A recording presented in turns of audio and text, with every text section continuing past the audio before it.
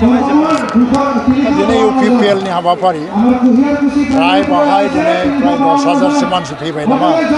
जिखौ नायनानै नुयो खारन बेवहाय जेसेबांबार जिबनाव मिटिं खालामबाय आं एसेबां गेजारिं जाफेरा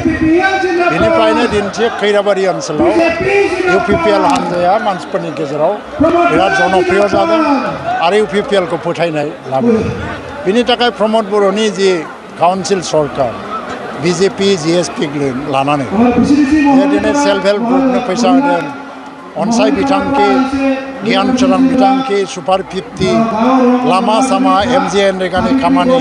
गासैखौ लाजोबनानै रायजोफोरनि गेजेराव मोनसे बिश्वास फैदों होननानै आं सानो ओंखायनो दिनै आंनि खावलायनाया बेनो फैगौ MP इलेक्सनाव जे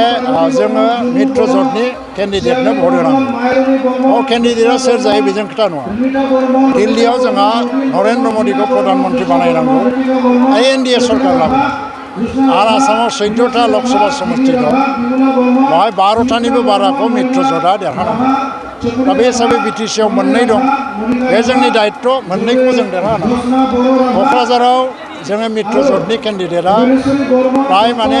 6 लाखसो भट लानानै देरहालांगोन आरो बेवहायबो जोङो आं आसा खालामो दिनै मानसिफ्रा जेरैबायदियै बाय BPF गैला BPFआ जोब्बाय BPFआ मैया भैरबकुन्द'आव 3000सो मानसि गेदारिं खालामदोंनो थांनाय समाव हयथ' भट होनाय मानसिफ्रा फैदों बहुद माबा माबि बुंदों 60टा समष्टिया जाया 60टा समष्टि नङा जोंनिफ्राय प्रप'जाला 54टा समष्टि आरो 10 नमिनेटेड आरो बे जायैनि बाथ्रा गैया आं बेनिनो WBD नि मन्थ्रि आंनिफ्राय फाइलआ अलरेडि CM नाव थांबाय आरो CM आ बेखौ भारत सरकारनो बिबेचनानि थाखाय हरबाय आरो बे कनसेप्टआ दिनै बानायब्रबनाय नङा एकर्ड समावनो बेखौ एग्रि जाखालायनानैसो बे प्रप'जालखौ लाबोदों जेला भारत सरकारबो मानियैनि खोथा गैया बे जागोन हाग्रामाया ओरैनो बेखौ गिनाय मोननानै माने माबानाय फैदों माने जानला मोनला बुंलादों नङा बेवहाय BPF गैला बेवहाय मित्र ज'टआनो देरहागोन आङो रायजो राजाफोरखौ खावलायदों BPFआ दिनै बेवहाय केन्डिडेट होबाबो 1 लाख 1.5 लाख भट देरहानो थाखाय 4 लाखनि बारा भट नांगौ दा 5 लाख माने भट 6 लाख भट लानानै देरहाहैनांगौ जायो दा बे खेत्रआव हाग्रामानो भट होनो माने भटआ नस्थ' जायो दा खिन्थु जोङो जुदि देरहागोन केन्डिडेटनो भट होयोबा जोंहा लाभबो जायो BTC आबो जौगायो NDFBनो रिहेबिलिटेसन होनाय आरो मुंख्लं नखरनो एक्सग्रेसिया होनाय आरो बिदिनो एकर्डनि गासै दफाखौ मावफुंनाय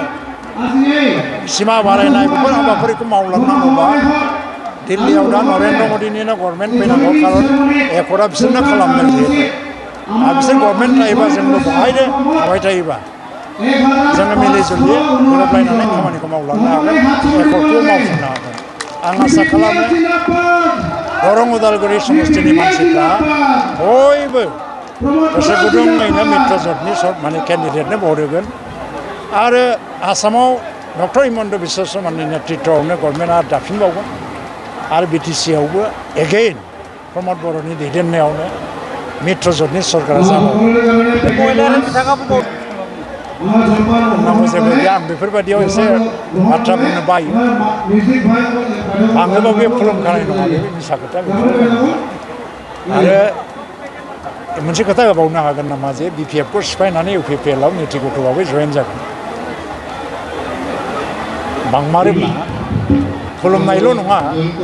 BPF दलखौनो सिफायनानै निति गथ'बाबो UPPL दलाव जयेन जागोन होननानै बुंनांगौ बेफोर खोथाया राजनितियाव खुनु भेलु गैया जायोबा UPPL खौनो सापर्ट खालामनाय जायाखै होनबा बे 60टा जायोबा बड'लेण्ड जागोननियाथ' UPPL खौनो सापर्ट खालामबाय बे थारमाने हाग्रामाया गाव गैला बेखौ मिथिदों आरो हाग्रामाया BPFआ गैला